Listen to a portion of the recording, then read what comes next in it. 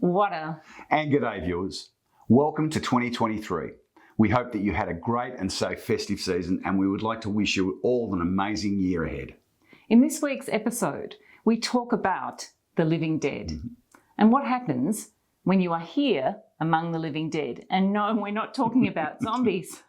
What we are referring to is what happens when a relationship used to be good and now it's over. The other party is still very much living, but they may as well be dead. You know what I mean? So if you're ready to explore this topic, listen up. And as a bonus gift to you, Janet has developed a very special heart healing exercise for anyone going through a living dead scenario.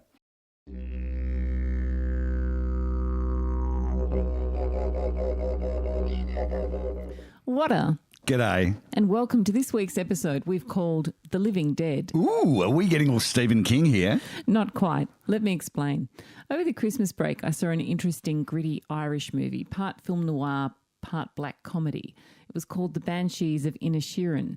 It's a really thought-provoking piece that addresses many themes, including rejection, friendship, small-town or micro mindsets. And on the flip side, it explores resilience, community, and the power of letting go and moving on.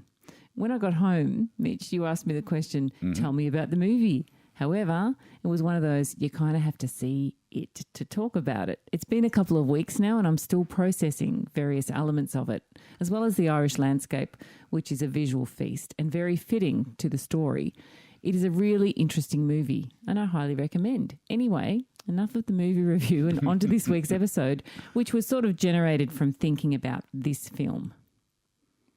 What happens when you're here among the living dead? And no, we're not talking about zombies.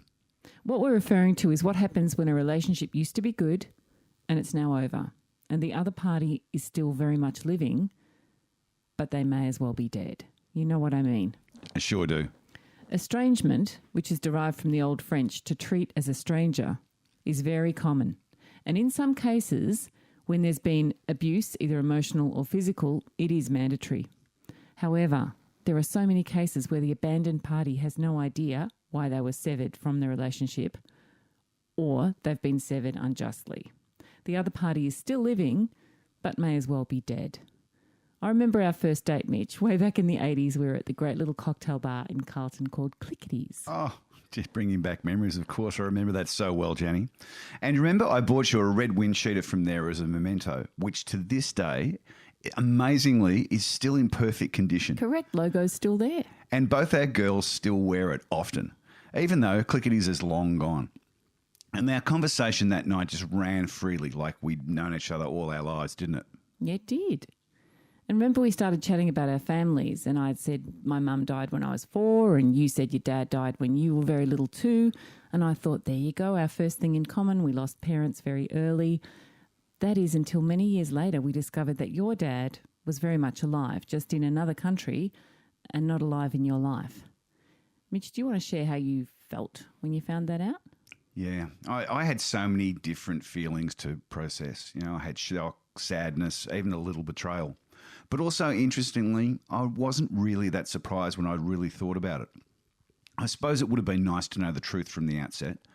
But I get why Mum had said to me that Dad had died, because firstly of the stigma that was going around in the 60s to have a bastard child, and then really just trying to make it easier for me in my life to deal with it by simply just having a dead parent. Makes perfect sense, right? But then to find out that he was still alive, married to someone else, and that I have some siblings, well, yes, it kind of spun me out quite a lot, especially when I saw the photo of him and God, we were just doppelgangers. Total doppelgangers, yeah.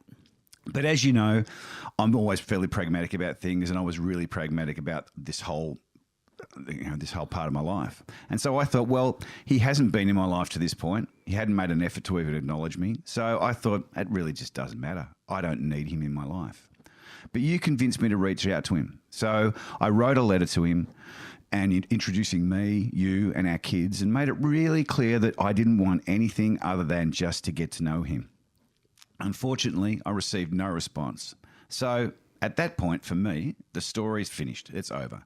I could move on with my life, right? Well, you had other ideas, didn't you? I'm a writer. I get lots of ideas. And I did. And as I know, I would have freaked out if someone came up to me and said, no, your mum's not dead. She's just living across the globe in another life. So I just thought there are so many questions unanswered. And after your mum died in 2001, I found a letter in her writing bureau addressed to a friend of hers, Nora. It was dated around September 1985. And it was from your Aunt Alison, who you didn't know, and was written on letterhead from her home in Ireland. Nora had visited their home on behalf of Therese and left a note introducing you. And in this response, it was clear that this was the first time that that part of the family had learnt of your existence. But this letter was really warm, and the kindness and thoughtfulness of this lady was really clearly evident. Anywho, fast forward to 2007, after we'd sent the letter and had no response, it was still milling around, and by that stage the internet was well and truly up, and I could find... And you wouldn't let it go, would you? With a phone. I found the email address for your Aunt Alison, and I explained that we'd written to your dad several years ago and had no response.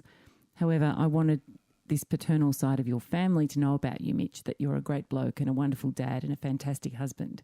And this resulted in your beautiful Aunt Ali connecting you with your two half-brothers, and Ali and your Uncle Brendan and family embracing you as kin on our subsequent trips to Ireland. The magic of this reunion has just been so amazing to witness, and I'm really grateful to all that this has resulted in an expanded family for you and for our kids. And I'm so grateful to you that you did this for me and that you kept pushing. Unfortunately, I never got to meet Dad as he continued to avoid any contact with me until his passing. But I'm so happy that I now have his side of the family in my life. And they too feel the same, having me in theirs. And as I find out more, I'm kind of learning why it was really hard for Dad to acknowledge me, just with the circumstances that he was in the relationship with his wife and so forth. The beautiful thing is the rest of his side of the family not only acknowledged me, but have welcomed me with open arms, including my two awesome brothers. Indeed, they're fantastic. We love, because I'm one of 13, you see, and Michael's an only child, but now he's got two brothers. So now he's one of three. The fact that you didn't meet your dad in this life and gained a host of other family is exactly how it was meant to turn out. The whole what ifs of this reconnection adventure reminded me when I was contemplating things, when I first saw that movie Back to the Future and thinking how much I would have loved to have a DeLorean and go back in time like Mikey J. Fox did and find my mum. I think we'd all like a DeLorean and be able to go back in I don't time. know if I'd like a DeLorean now, but back at 18 or 17, I really wanted that. I wanted to ask her millions of questions. I used to think about it and I thought maybe I could have even warned her about the heart attack that she'd have on that fateful July day and rewrite the whole script. And I thought about that film for weeks when I saw it, and the whole premise was just so appealing, time travel to change the past. However, now when I think about this, I couldn't change the past without rewriting where I currently am right now, and that I would not change. I also know that Mum and I will meet again, and that you'll meet your dad one day again, Pass. I still feel Mum around at times, not in a physical form, but her energy is definitely present. That's one of the key things to remember in this life, that we are spiritual beings, not physical beings. Dear Yoda said it best when he said, luminous beings are we, not this crude matter. I love Yoda. Yeah.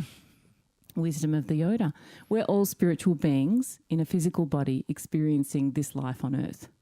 I love Michael Lunig's cartoon, What Is This Life? I was so grateful that he gave me permission to finish my book, Open Your Mind and Say Ah, with this powerful piece of art.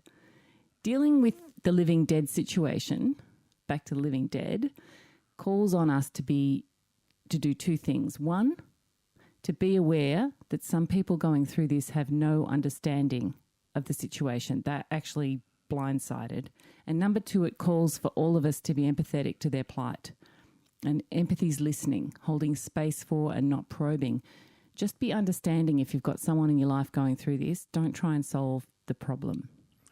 Yeah, good advice. And one of the gut-wrenching living deads is when a child or children become estranged from one or both of their parents.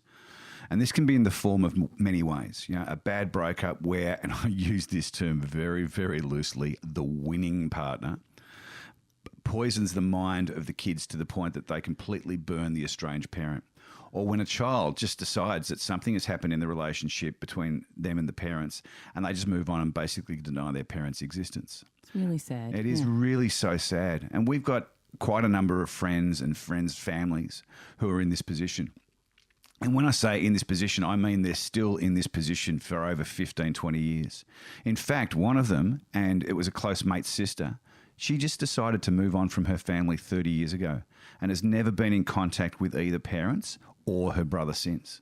And the scary thing is no one actually really knows why. She just disappeared one day. And, you know, all their attempts to try and reach out to her just never found her. And then we have other friends who haven't seen or spoken to their kids in over 10 to 15 years because their partner has convinced the kids that he or she abandoned them and has just kept feeding their mind with all this rhetoric about them being the bad person. So the kids have been really burnt about it. And having such a close family ourselves, I find this just so heartbreaking. And in one of the cases, the child was then cut off from the entire partner's family, not just the partner, meaning that he hasn't even been in contact with any of his cousins for over 10 years. And he was so close to them all. Really devastating. So for any of you listening who are going through this separation pain, we wish you a resurrection of reconnection and reconciliation. And if you are one of the many souls experiencing a living dead scenario that is really causing great upset, please make an appointment and see a qualified medical practitioner in Australia. Obviously, reach out to Beyond Blue or Lifeline. And if you're overseas, call your Life Support Services number. For our About listeners, I've prepared a most beautiful, powerful exercise to assist in your heart healing journey. The session will help to heal your heart and to give your mind a sense of peace. To access it, click the link in the podcast description section. And until next time, love and blessings. See ya. Bye. Thanks for watching this video, and we hope that you got a lot out of it. We would love it, be grateful and appreciative if you would take the time to like this video, comment if you feel inclined, and share with any friends that you think would benefit from this. We are constantly creating new great content, so also remember to subscribe so you don't miss out on any of the awesome material that we have coming up. See you soon.